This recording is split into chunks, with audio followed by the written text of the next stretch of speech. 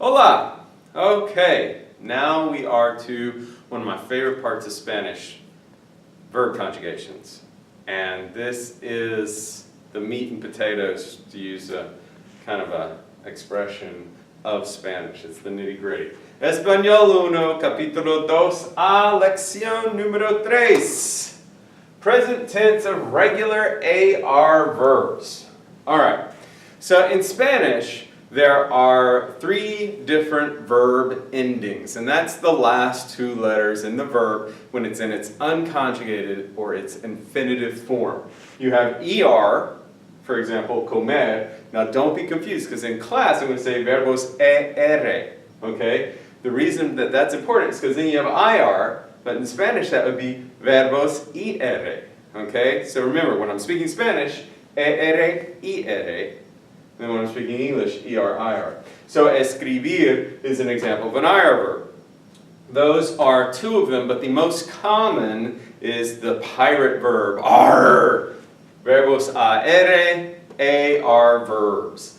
Hablar is the one that most books use to begin teaching with. Sometimes they use estudiar, because it's a cognate, which we talked about before. Now, when you're looking up in a dictionary, sometimes you'll see the last 2 letters as SE. Those are reflexive verbs like bañarse, which means to bathe yourself. That's not for Spanish 1. Just remember that the foundation, the basic verb endings are ER, IR, AR. And to make your life easy, today we're just going to focus on 1. Verbos AR, verbos AR. So, the present tense or present indicative. Is it on? Can you see? Can they see it? Yeah? Alright, really good. This is this beautiful poster. I love this poster. This is a really good poster. Okay? It's got Mexican colors, alright, red, green, white, and then a little bit of blue and orange added in. Alright, so anyway, when you're conjugating the verb, and I have that right here, for example, the verb hablar, remember when we talked about subject pronouns, how the order goes. So hablo, yo hablo español. Hablas?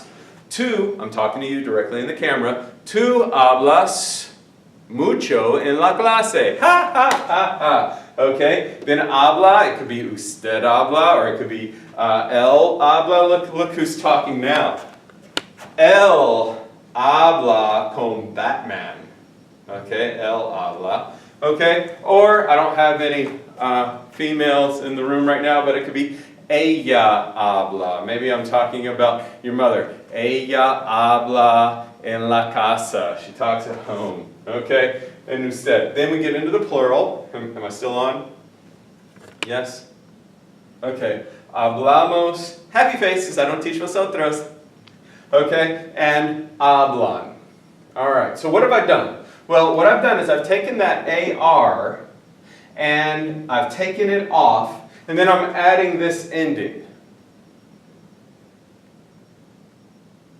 And that's how you get the conjugation. Now, one big difference between present indicative in English and present indicative in Spanish. In Spanish, when you say, ¿qué haces? That could be, what do you do? That's the question. What are you doing?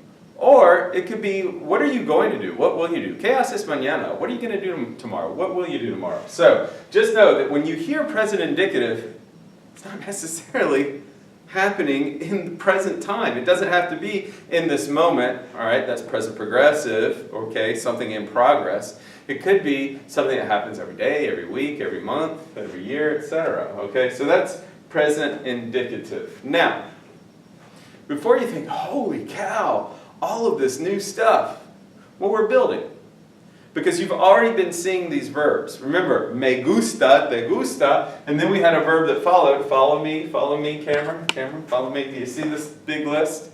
So what I did was I compiled a list of the verbos AR that you've already seen or that you will see in this chapter. So we have hablar, estudiar, enseñar, necesitar. Yes, I'm going to read the whole list. Hopefully you're writing, taking notes. Dibujar, trabajar, cantar, practicar, escuchar. Big breath. usar, patinar, bailar, nadar, montar or montar en, pasar, usar, tocar. Now, oh, fell down. It's okay, you don't need to see it anymore. Now the last two, jugar and estar, they are very, can they see this? Yes? Not with your hand there. Can they see it now?